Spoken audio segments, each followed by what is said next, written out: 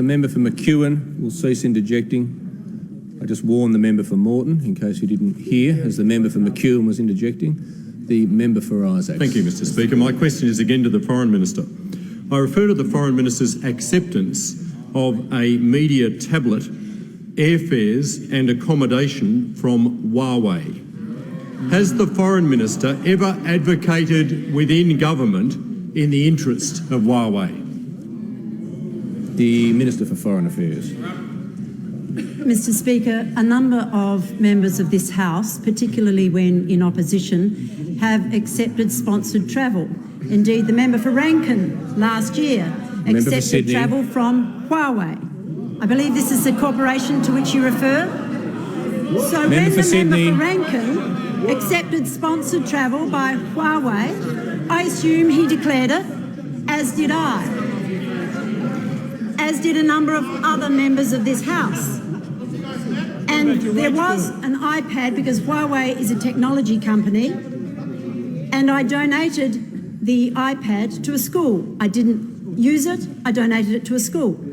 So I question where the Shadow Attorney General is seeking to go with this. Because, Mr Speaker, if you want to see an example of money buying influence, look no further than Senator Sam Dastyari. That's where we have an example of money buying influence. Not only does he have his personal bills paid by this Chinese entity, but then he goes to the Commonwealth Parliamentary Office. The Minister for Foreign Affairs will resume her seat. Members on my right will cease interjecting. The Minister for Infrastructure, the Minister for Foreign Affairs will resume her seat. The member for Isaacs on a point of order. Yes, thank you. No, you state the point of order. You don't restate the question. The member for Isaacs on a point of order. Relevance, Mr Speaker. The member for Isaacs Foreign will Minister resume was his asked seat. whether she had... The member for Isaacs will resume his seat. There is no point of order. Just before I call the Foreign Minister, the member for Isaacs well knows that he asked a very long question and he's taken the point of order. I'm entitled to rule on the point of order as soon as it's made. There is no point of order. The Minister for Foreign Affairs has the call. Thank you, Mr Speaker. So, having received money into his pocket to pay his own personal debts by a Chinese entity, Member for Senator Isaacs Sam has already been then calls a warned. press conference at the Commonwealth Parliamentary Offices. He stands at a dais with the Commonwealth emblem at the front, with Australian flags behind, and with his Chinese benefactors, then declares a position on the South China Sea which is totally at odds with the Labor Party and with Australian government policy. That's when you're bought by a Chinese corporation. That's what Sam Dastyari did.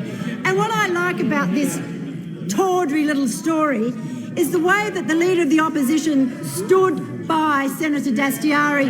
He said, quote, in terms of Senator Dastyari, he's spoken to me directly about this issue. Quote, I don't buy into Mr Turnbull's petty insinuations of anything untoward in terms of Senator Dastyari's motivations. Well, Senator Dastyari knew that he had been bought by a Chinese corporation. That is when money buys influence. Whereas in the case of the Australian government, our position on the South China Sea has been consistent throughout, before the arbitration, after the arbitration, and it is in Australia's national interest. The member for Beaumont.